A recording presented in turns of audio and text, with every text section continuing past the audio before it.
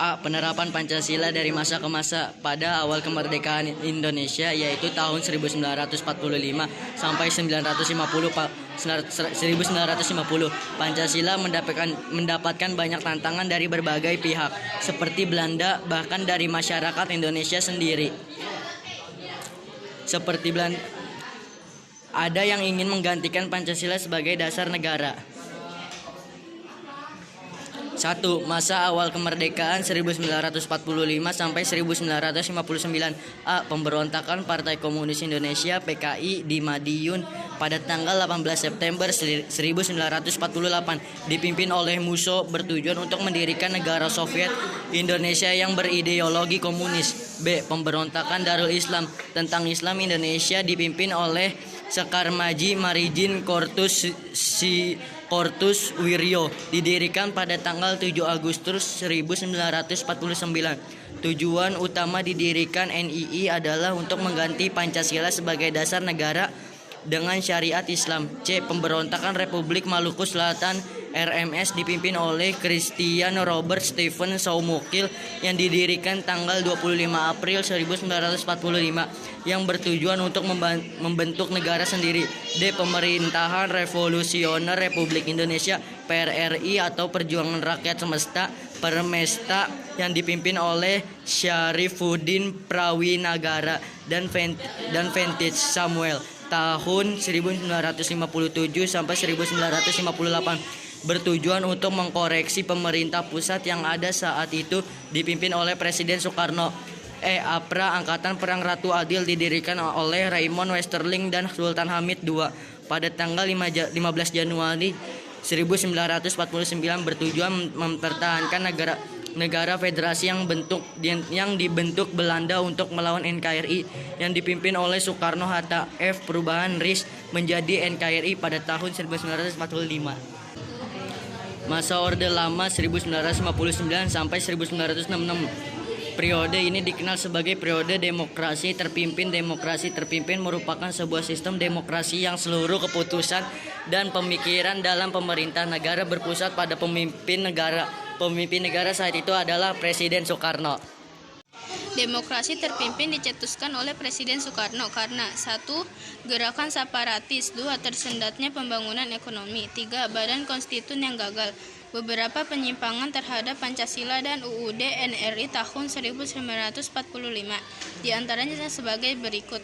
1. Presiden Soekarno ditetapkan sebagai presiden seumur hidup. 2. Membubarkan DPR hasil pemilu 1955. 3. Presiden membentuk MPRS. 4. Pada periode ini terjadi pemberontakan PKI. 3. Masa Orde Baru. Pemberontakan PKI membawa akibat yang teramat fatal bagi partai itu sendiri. Begitu juga dengan Presiden Soekarno yang berkedudukan sebagai pimpinan besar revolusi dan Panglima Angkatan Perang Indonesia. Secara pasti, sedikit demi sedikit kekuasaannya berkurang, bahkan lengser dari jabatannya sebagai presiden. Pemerintahan dimulai setelah melalui masa transisi yang singkat, yaitu antara tahun 1966 sampai 1968. Ketika Jenderal Soeharto dipilih menjadi Presiden Republik Indonesia, pembangunan nasional dapat dilaksanakan secara bertahap dan berkesinambungan melalui 1. Rencana Pembangunan 5 tahun Repelita dan program pembangunan yang tertuang dalam garis-garis besar haluan negara GBHN. 4. Masa reformasi 1998 sampai sekarang. 1. Penerapan Pancasila tidak lagi dihadapkan pada ancaman pemberontakan yang ingin mengganti Pancasila dengan ideologi lain. 2. Akan tetapi lebih dihadapkan pada kondisi kehidupan masyarakat yang diwarnai oleh kehidupan yang serba bebas.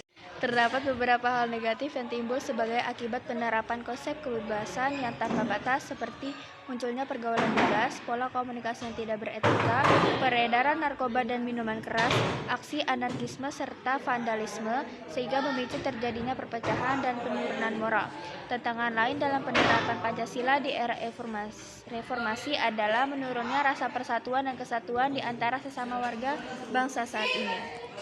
B. Dinamika nilai-nilai Pancasila sesuai dengan perkembangan zaman.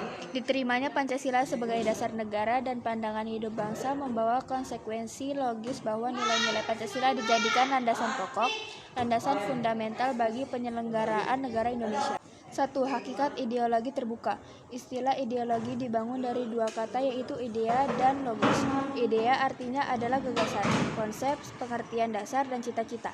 Logos artinya adalah ilmu. Ideologi terbuka artinya senantiasa mendorong terjadinya perkembangan pemikiran baru tentang ideologi tersebut tanpa harus kehilangan jati dirinya. Ciri khas ideologi terbuka adalah nilai-nilai dan cita-citanya tidak dipaksakan dari luar, melainkan digali dan diambil dari kekayaan rohani, moral, dan budaya masyarakat itu sendiri. 2. Kedudukan Pancasila sebagai ideologi terbuka. Keterbukaan ideologi Pancasila mengandung nilai-nilai sebagai berikut. Nilai dasar yaitu hakikat kelima nilai Pancasila, ketuhanan, kemanusiaan, persatuan, kerakyatan, keadilan. Nilai-nilai dasar tersebut bersifat universal sehingga di dalamnya terkandung cita-cita, tujuan, serta nilai-nilai baik dan benar. Nilai instrumental yaitu penjabaran lebih lanjut dari nilai-nilai dasar ideologi Pancasila.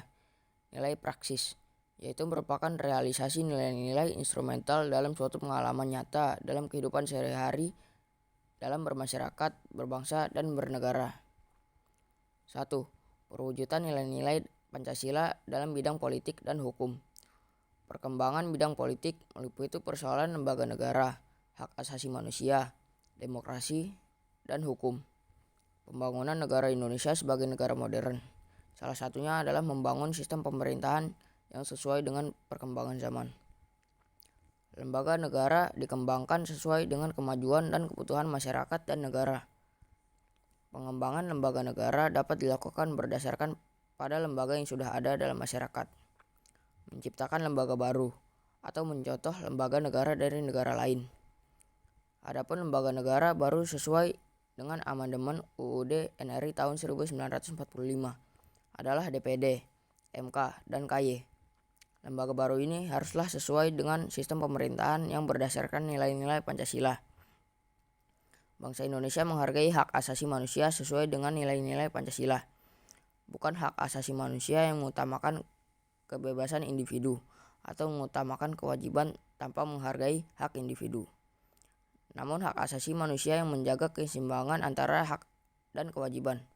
Hak asasi manusia yang dijiwai oleh nilai ketuhanan yang Maha Esa, kemanusiaan yang adil dan beradab, persatuan Indonesia, dan kerakyatan yang dipimpin oleh hikmat dan kebijaksanaan dalam permusyawaratan perwakilan, serta mewujudkan keadilan sosial bagi seluruh rakyat Indonesia.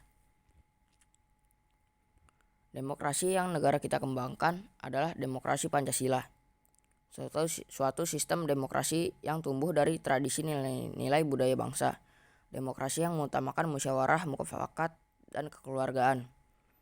Demokrasi yang tidak berdasarkan dominasi mayoritas maupun tirani minoritas. Sistem yang mengutamakan kekeluargaan, bukan sistem oposisi yang saling menjatuhkan serta mengutamakan kepentingan individu dan golongan. Sistem pemilihan umum dalam demokrasi merupakan salah satu contoh perwujudan dalam demokratis yang dikembangkan di Indonesia. Pemilihan umum untuk memilih pemimpin sudah dikenal sebagian besar masyarakat Indonesia sejak dulu. Bentuk ini dapat dikembangkan dengan menerima cara pemilihan umum di negara lain seperti partai politik dan kampanye. 2.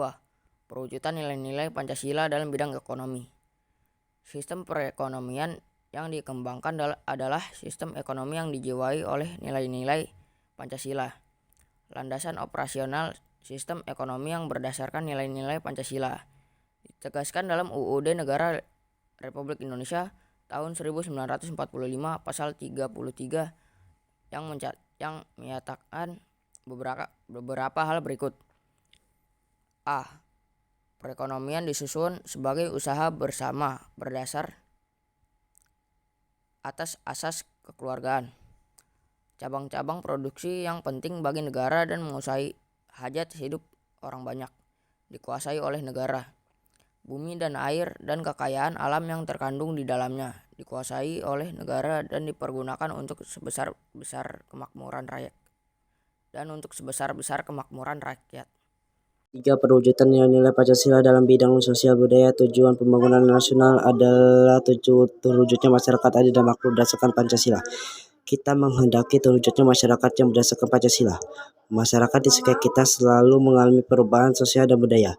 Agar perubahan tersebut tetap terarah pada terwujudnya masyarakat berdasarkan Pancasila, sistem nilai sosial dan budaya dalam masyarakat dikembangkan sesuai dengan nilai-nilai Pancasila. Sistem nilai sosial yang ada di dalam masyarakat Indonesia terus dikembangkan agar lebih maju dan modern. Oleh karena itu, proses modernisasi perlu dikembangkan. Modernisasi tidak berarti westernisasi, namun lebih diartikan sebagai proses perubahan menuju ke arah kemajuan. Dan nilai sosial yang sudah ada dalam masyarakat yang sesuai dengan Pancasila seperti kekeluargaan, musyawarah serta gotong royong terus dipelihara dan mewariskan sebagai generasi muda. Bukan juga nilai sosial dari luar seperti semangat bekerja keras, disiplin dan sikap ilmiah dapat diterima sesuai dengan Pancasila.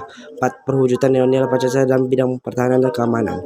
Pembangunan dalam bidang pertahanan dan keamanan secara tegas dinyatakan dalam UUD Negara Republik Indonesia tahun 1945 ayat 3 yang menyatakan bahwa pembelaan negara merupakan hak dan kewajiban setiap warga negara. Demikian juga pasal 30 ayat 1 Undang-Undang Negara Republik Indonesia tahun 1945 menyatakan bahwa setiap warga negara berhak dan mewajibkan ikut serta dalam usaha pertahanan keamanan negara. Usaha pertahanan dan keamanan negara di Indonesia dilaksanakan melalui sistem pertahanan dan keamanan rakyat semesta. Dengan demikian kedua ini menegaskan perlunya partisipasi seluruh rakyat dalam upaya pembelaan negara serta usaha pertahanan dan keamanan negara.